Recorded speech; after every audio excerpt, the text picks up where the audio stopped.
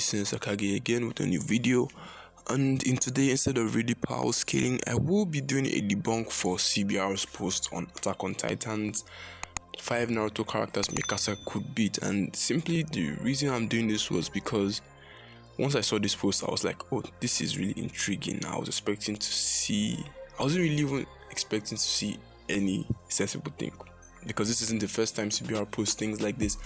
But then I wanted to see the ninjas they were going to put her against, and my crucial point was the reasoning behind why she could beat them. Because if you could logically debate anybody into thinking that someone else could beat someone else because of some logical debate or some logical reasoning, then you could technically have the win. But then I'm just going to the post now on their page, CBR.com, Attack on Titan, 5 Naruto characters Mikasa could defeat and 5 she couldn't. So let's get into it. Now the pretext is basically Mikasa knows exactly how to handle the Titans of Attack on Titan, but she also prepared to take on various shinobi of the Narutoverse. Now we come down here. Mikasa Ackerman is one of the strongest scouts in the Attack on Titan universe and handily Eren's closest friend. Her physical strength surpasses even Levi, capable of carrying up to 5 thunder spears at a single time and hauling massive steel beams over her shoulder with ease. Skipping all this part. So first person that they put on is Kidamaru. Now most women all know Kidamaru because he was one of the sound ninja from like part 1 Naruto, and Kidamaru was a lieutenant of the Sound 4 who was capable of latching onto remote surfaces and assailing his opponent and spiders with resin arrows, all that. And the reason is however, he is weak against retaliatory ranged attacks, and spiders are vulnerable to fire. Oh, come on, please. If Kidamaru was an actual spider, he wouldn't even be lasting for what in Naruto. See, Kidamaru is basically around the massively hypersonic ranges, being, I think in the data book, one of his spears was predicted to be as fast as lightning and things like that. He basically outclasses Mikasa. And let's talk about the thunder spear thing. I don't really know how fast to put the thunder spears, but definitely not as fast as missiles. And these guys are much faster than basic missiles. So you can see where the problem starts from. Okay, Kidamaru definitely doesn't even deserve to be in this position against Mikasa, because he's constantly abusing her and he's going to totally obliterate her. If you're even carrying the fact that they're going to be in the woods, which is the only place where Mikasa could have an effective attack, he's going to have the advantage. He's faster than her, stronger than her, more capable, has long range attacks too that would neg her one shot. He's completely. Let's just get it straight. Most of the Naruto characters are one shotting Mikasa. That's the simple truth about it. Let's not even go there. I don't talk about that thing about Kidamaru. That would require me to do a lot more, like an entire video, if I'm supposed to just go over everything he can do, because this was more or less like just debunk video here, just to tell you this is the actual truth, not like we're just going to the scale and everything. She would lose to Hiruzen. She has no other choice. They can't even argue it. I don't think they would even argue it now. I just felt like it needs to get too bad. See the picture they used, everything just needs to get too bad. Anyway, Shigeti is still destroying her. His aquatic physiology is weak against it. Now, how much heat does the thunder spear expel? You see, they just keep going for this. Oh, this fact, that fact. But then the truth about it is that he's faster, he's stronger, he's destroying her. I don't even see any reason why there are things like paper bombs in Naruto. There's a whole lot of things that they don't even consider when they write this shit. I really do wonder who edits and write these things. Let's just be honest about that. So next, I won't even read this. She will lose to Gaara. Defenses have proven resistance against heat. That's the thing. They only keep going for heat, when they keep forgetting that the calcs, there's things like Biju bombs in Naruto that are able to vaporize an entire mountain, things that are way off the scale of anything in the entire AOT verse. Most characters in Naruto, or not every single one, but a lot of characters in Naruto are soloing the entire AOT verse. If you guys want me to do a video on why Kid Naruto in Chakra Clock 1 solos basically any individual in AOT verse, just drop it in the comments. I will do it, because I did a debate against someone who won it fair and square. Pretty decent stuff. But then let's get back on what we're talking about here.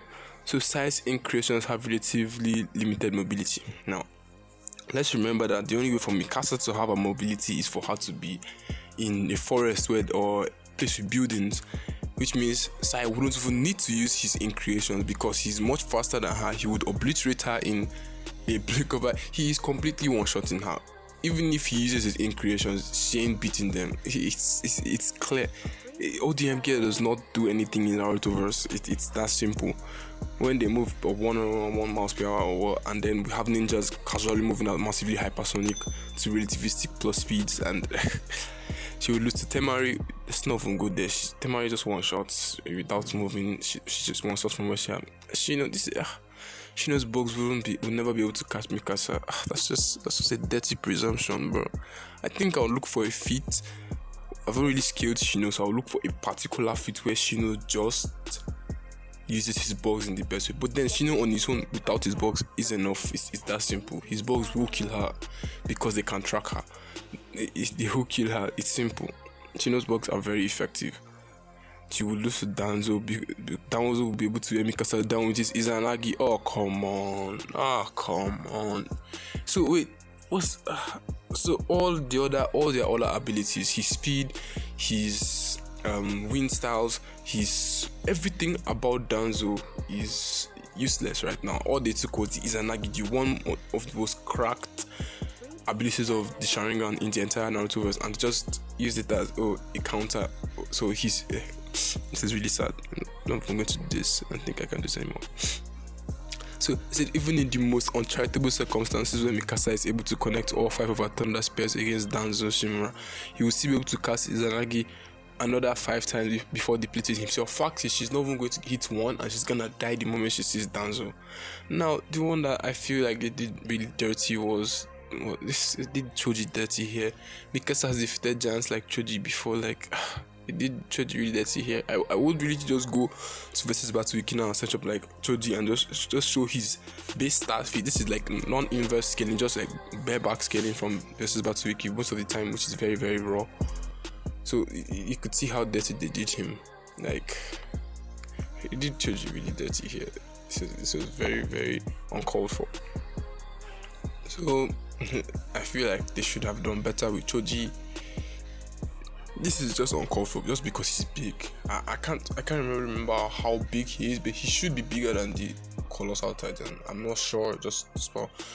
If you guys want any of these videos like as a concrete video on their own, just feel free to comment. Then I'll do proper like stats and everything for this video. For now, I'm just speedballing, looking at these things here and seeing the bullshit that they're spitting out. So Choji's primary asset is his ability to expand his body. He's also a normal ninja. They have speed, he has feet. He may not be the fastest ninja, but then slow in Naruto is beyond comprehensible in AOT. That's how the gap works. So I don't really get their point, but let's just leave it there. It Choji dirty. So the last would lose to Raikage. The Raikage speed and strength to make him untouchable. Now they acknowledge the speed and strength in Naruto. Fact is, basically from bareback Jonin, Mikasa can do shit against them. It's simple. Bareback, standard Jonin. We're talking about exceptional, talking about Kakashi level shit. Just basic Jonin. Nothing. She can't, because AOT characters are known for speed, attack potency. The only thing that gives Mikasa any attack potency is the Thunder Spears, which aren't really anything past building level to wall level. Exactly, that's the point. Mikasa is not cracked in any form.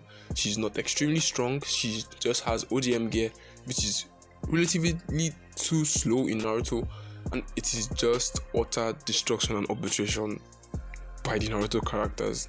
They're constantly just destroying Mikasa in any.